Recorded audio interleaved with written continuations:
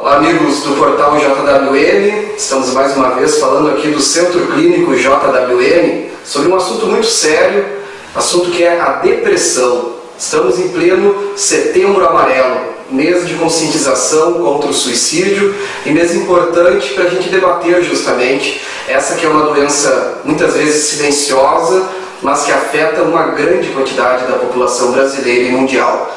Conosco a psicóloga Fabiane da Silva Fraga, especialista justamente sobre essa questão do suicídio. Fabiane, o teu trabalho de conclusão de curso foi justamente sobre isso, né? Sobre o alto índice de suicídios em Santo Antônio da Patrulha. O que tu constatou na época do teu TCC? Bom, Thiago, o trabalho ele foi feito lá em 2005, 2006. Né? Já temos aí alguns anos. Mas foi constatado um índice alto de suicídio aqui na nossa cidade, infelizmente. A maioria de casos masculinos, né? A maior parte dos suicidas foram homens constatados na época. Não foi feito um trabalho qualitativo, então não se investigou as causas, os motivos e nem foi feita entrevista com a família sobre como é que aquela pessoa estava na época, né? A ideia era realmente um trabalho qualitativo e aí foi investigado vários aspectos em relação a isso.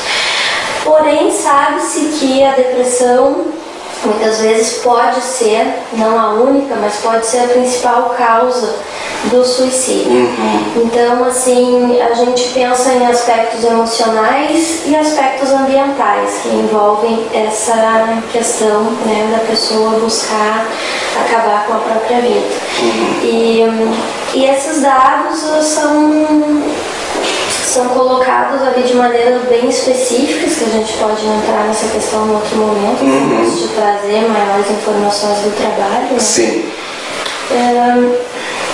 Mas enfim, é um índice alto aqui na nossa cidade, um índice bem considerável. Né? Eu dava uma olhada inclusive nesses dados e o Brasil é o país da América Latina com o maior número de casos de suicídio. E se a gente avaliar a questão de pessoas que morrem no Brasil, quaisquer outras doenças ou assassinato, enfim, as pessoas que morrem, quase que a cada 100 pessoas, uma morre por conta de tirar a própria vida. É um número bastante chocante e muitas vezes a gente não se dá conta, porque acontece de forma meio pingada, digamos assim, né?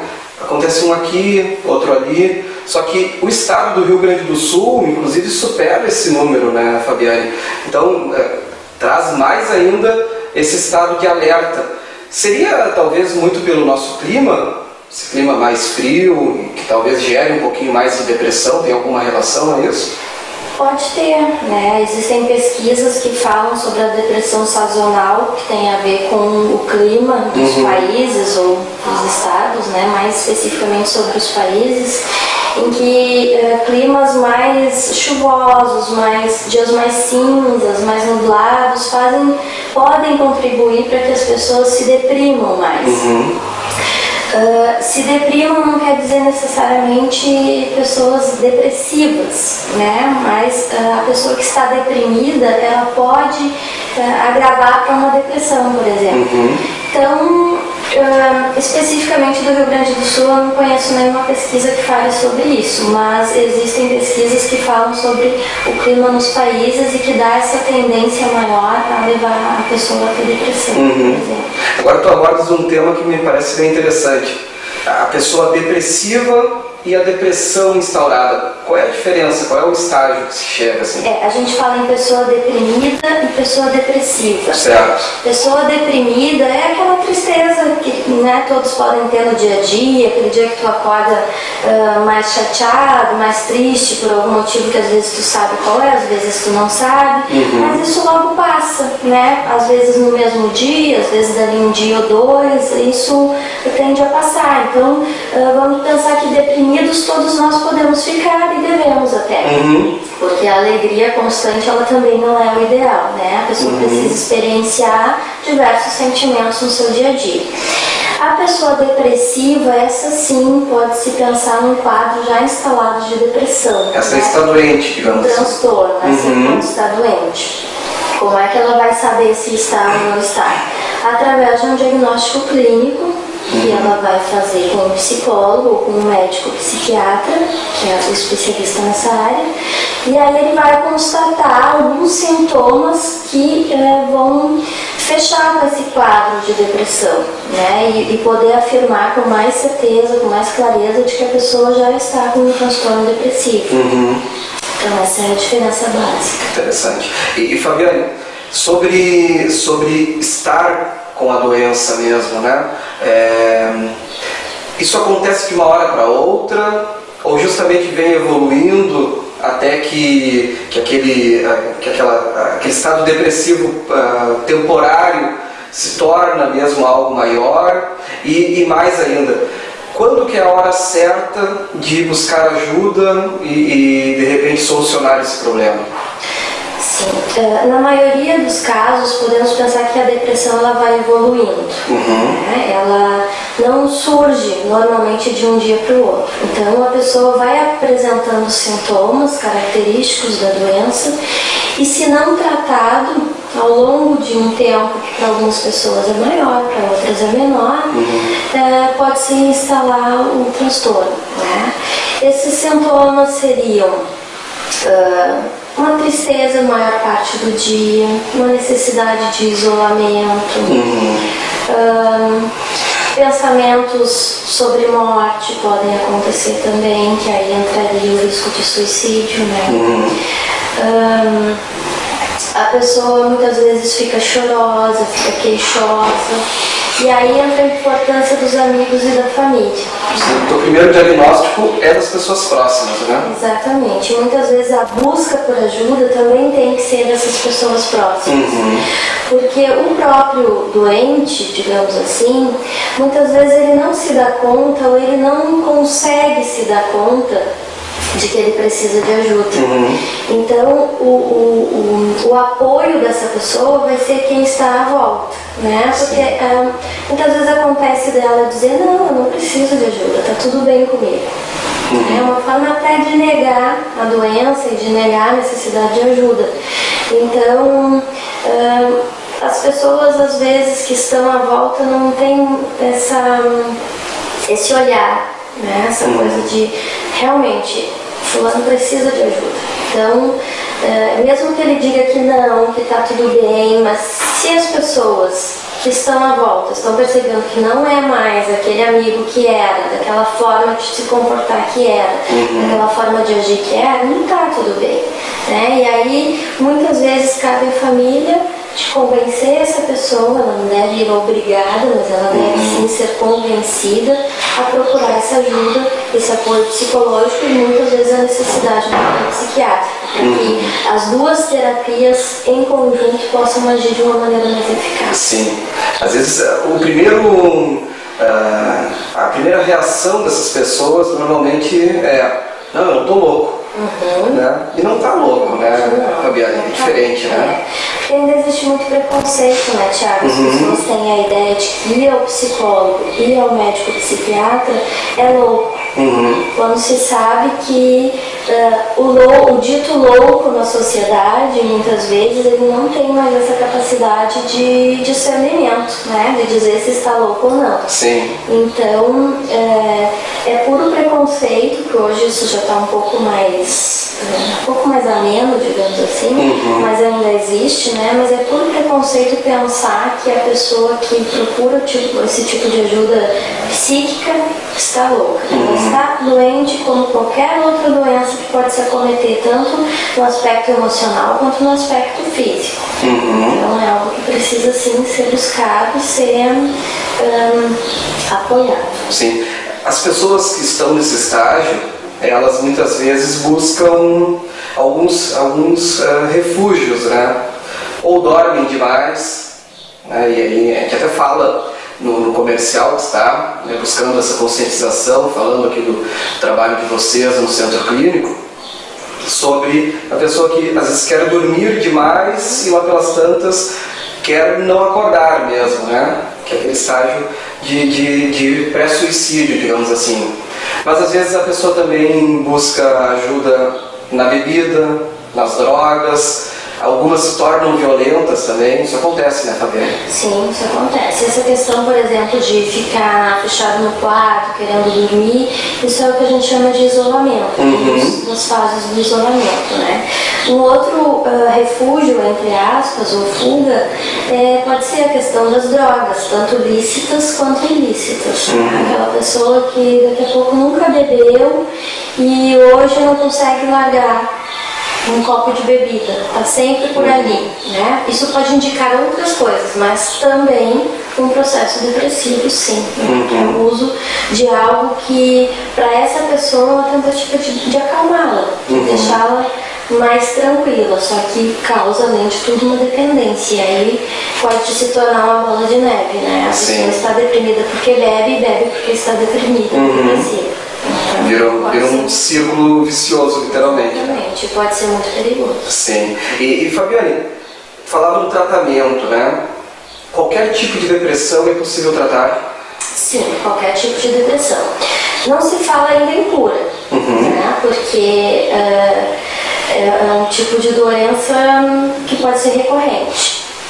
Mas se fala em tratamento, em qualidade de vida e em estabilidade em relação à depressão. Certo.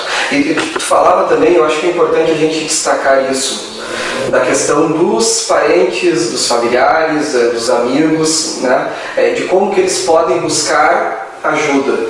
E também de como tu te referias à questão de não forçar a pessoa, mas sim convencer ela. Acontece às vezes, de repente, do familiar ou do amigo te procurar inicialmente e ele mesmo pedir ajuda para conseguir convencer o paciente a vir até ti. Sim, né? Pode acontecer, né? Desse familiar, normalmente os familiares, né? Os amigos, eles servem como uma outra base. Os amigos indicam os familiares muitas vezes, olha, né, teu esposo, ou teu filho, o teu pai, acho que não está muito bem, tá? Então o familiar que normalmente toma essa iniciativa. Tem mais liberdade, né? Tem mais liberdade. E pode acontecer sim, de vir um familiar, né? É bastante comum vir junto na primeira consulta. Né? Vem ali o esposo, ou vem a mãe, falando de adulto, né? Sim. Vem a mãe daquele rapaz ou daquela menina para a primeira consulta, para se certificar de que essa pessoa vai aderir, digamos assim, ao tratamento. Então vem, fala dos sintomas, porque muitas vezes a própria pessoa não consegue falar, né, para ela, eu estou bem, não, minha mãe está dizendo que eu preciso, mas eu não preciso, né, minha esposa está dizendo que eu preciso. Então vem a esposa, ou vem a mãe falando, mas ele está apresentando tais e tais sintomas. Então, através daí, inicia-se, ou deve-se iniciar um vínculo com essa pessoa, e aí sim ajudar para que essa família tenha êxito em trazer essa pessoa para o atendimento. Então o tratamento acaba sendo conjunto muitas vezes. Principalmente no início, né? Precisa desse apoio. Sim. E tem acontecido muito de depressão infantil? Sim, tem um índice relativamente alto da depressão infantil. Aumentou muito isso nos últimos tempos, com toda essa pressão maior que tem hoje em dia, enfim, as mudanças que estão acontecendo no sistema, na forma de educação e tudo mais. Aumentou até, Thiago, porque hoje os pais têm um outro olhar, né, sobre as crianças. Muitas vezes, há 10, 15, 20 anos atrás, já existia essa depressão infantil. Só que os pais viam como aquela criança arteira, ou ao contrário, aquela criança quietinha, boazinha, né? Aquela criança não aprende porque ele não é interessado na escola, ele não gosta de estudar. Então era visto de um outro modo, que hoje, felizmente, isso está mudando, e os pais, professores e toda uma rede social conseguem entender essa criança com sintomas, né? E aí esses sintomas vêm para atendimento. Então, talvez os números, se a gente conseguisse olhar 15, 20 anos atrás, fossem parecidos com os de hoje. Só que os de hoje buscam atendimento, né? Buscam um apoio, buscam entender o que está acontecendo com aquela criança. Sim. Inclusive, tentando relacionar com a questão do suicídio, não é um número tão alto quanto o suicídio adulto, mas existem casos de suicídio infantis também. Agora, já passando para a adolescência, esse número cresce bastante, né? Cresce, esse número cresce e com o próprio desenvolvimento e as próprias questões atuais acabam envolvendo e sendo relacionadas também aos índices de suicídio, né? A questão do bullying, que acontece muito na escola, que às vezes o adolescente não sabe lidar. Então, a questão sexual também, né? Da sexualidade, que hoje isso já é visto um pouquinho mais de tranquilidade, mas ainda existe muito preconceito, muito bullying também através disso. Então são diversos fatores que levam o adolescente a daqui a pouco se deprimir, ficar depressivo e muitas vezes cometer suicídio. E esse problema, eu considero um problema da sociedade mais moderna, que é a necessidade, a obrigação de se ter uma carreira, né? Eu falava até com alguns amigos que pesquisam bastante sobre isso. Em alguns países mais desenvolvidos do que o Brasil, é muito comum, por exemplo, um mesmo cidadão ao longo da vida ter 2, 3, 4 carreiras completamente distintas e bem-sucedidas. No Brasil, não. No Brasil, tu tens que, aos 16, 17 anos, escolher uma carreira, prestar um vestibular, passar na faculdade, ou fazer algum curso técnico, ou fazer alguma coisa do gênero, e aquela ali é a tua cruz, entre aspas, para o resto da vida. Tu não tens no Brasil a possibilidade de mudar, né? Acontece muito com empresários, por exemplo, que lá pelas tantas o negócio fecha. Mas não necessariamente é porque ele faliu ou porque ele não teve competência suficiente para administrar aquilo. Ele quis mudar, né? quis mudar o foco dele, quis ir para outro lado. E isso no Brasil há uma pressão muito grande para que não aconteça, né, Fabiane? Exatamente. E várias pessoas vão buscar o serviço de atendimento psicológico com essa queixa e sob essa pressão, sob essa dúvida. Muitas vezes da própria família. Certo. Né? Porque a família tem uma expectativa sobre aquela pessoa. Tanto de famílias que já têm uma tradição por alguma carreira, né? Quanto ao contrário, de famílias que são mais humildes e que não existe assim um parâmetro, uma tradição sobre aquela carreira, né? Sobre determinada carreira, mas que tem muita expectativa que o filho sim siga uma carreira bem sucedida. E o que é o bem sucedido para grande parte das famílias? É que ganhe muito dinheiro, né, que seja muito conhecido pelo que faz, e em raros momentos esse bem-sucedido é que o filho seja feliz no que ele faz. Né? Então essa pressão sim pode levar também muitas pessoas à procura do atendimento, e se isso não for bem entendido, se isso não for relativamente resolvido, quem sabe até uma depressão. O comum do ser humano é ser feliz, não é? Esse deveria ser. Deveria ser, né? Deveria ser. Então tudo que te leve à felicidade, não fazendo mal a mais ninguém, teoricamente está correto, né, Fabiane? Sim, teoricamente é válido, né? Digamos que é o objetivo maior do ser humano, né? Buscar por essa felicidade. Nem sempre está tão fácil de encontrar. Sempre é algo assim que está tão pertinho, né? Sim. Mas essa eu percebo que não é o principal problema. O principal problema é quando se busca e não se tem apoio, não se tem entendimento, muitas vezes de si próprio, né? Não se sabe muito bem o que está buscando, e essa busca acaba se tornando uma angústia. Tu falava assim, na questão sexual, né? Os homossexuais hoje, né, enfrentaram ao longo de toda a história muita dificuldade ainda, né? E muitos se queixam justamente disso, né? De não terem a liberdade suficiente para fazerem o que eles querem, o que faz eles felizes mesmo, né? E isso leva eles, obviamente, a um estágio de dúvida às vezes, né? O que tem de errado comigo, né? E também de confronto com o restante da sociedade, certamente causa um dano psicológico muito grande, né? Com certeza, né? Porque a pessoa buscar por algo que ela não consegue ser, isso se torna algo muito angustiante, muito triste. Sim. Então, assim, ter que ter o apoio dessa sociedade, ou o entendimento dessa sociedade para poder ser feliz, acaba sendo cruel com essas pessoas, né? Enquanto que se a sociedade fosse um pouco mais compreensiva e entendesse que cada um pode buscar a sua felicidade da maneira que a bem entender, como tu bem disse, desde que não faça mal para ninguém, né? E essa é uma questão que não faz mal para ninguém. Talvez as pessoas pudessem ser, no geral, mais felizes. E dentro de um processo de autoconhecimento e de busca por melhorar, né? Justamente essa busca pela felicidade, como que entra de repente o voluntariado, fazer algo para alguém sem querer nada em troca? Como que tu vês isso?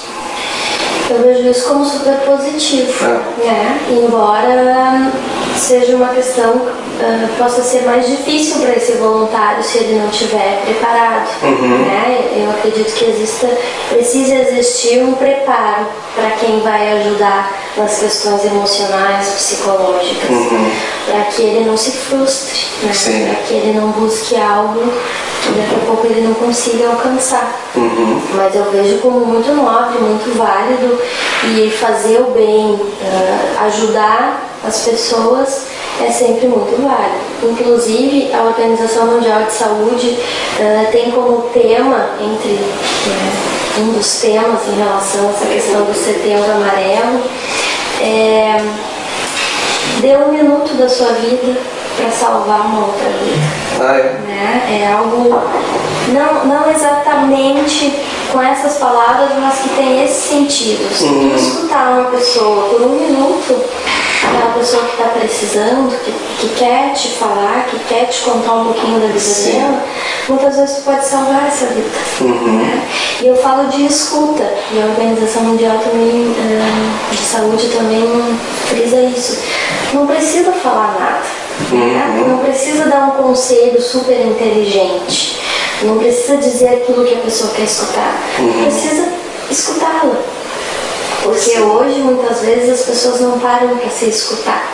Né? Cada uma vem com mais assunto, com mais novidade, com mais vontade de botar para fora. E quem é que para escutar? Né? Então, a escuta é muito difícil. Certo. Tu conseguir escutar parece fácil, mas nem sempre é. Interessante. Bom, Fabiane, quero te agradecer muito por esse bate-papo. Eu acho que para muita gente, né, vai ser um momento de reflexão mesmo ao assistir essa entrevista. E acho que é muito legal esse trabalho que vocês fazem aqui no Centro Clínico JWM, assim como em outros espaços também. O psicólogo tem uma função muito nobre e que, como a gente dizia antes, né, tu enfatizavas também, ainda é visto com algum preconceito. As pessoas ainda têm receio de buscar a ajuda de um psicólogo, mas o papel de vocês é extremamente nobre, porque é muitas vezes a solução entre a vida e a morte dessa doença tão silenciosa e tão grave, como a gente destacava, que é a depressão, e que leva muitas vezes também ao suicídio. Muito obrigado, Fabiane. Pode ser que estejam passando por um problema semelhante, que elas possam ter essa tranquilidade de buscar uma ajuda e de entender que ela não é a única que precisa dessa ajuda, né? E que não se sentir diferente ou menor por causa disso. Legal. Bom, os amigos do portal JWM, né, lembrem sempre 3662-6161, é o telefone aqui da clínica, é o telefone onde você pode também buscar essa ajuda, marcar uma consulta com uma psicóloga aqui do Centro Clínico e talvez solucionar o seu problema ou o problema da pessoa que você gosta. Isso aí.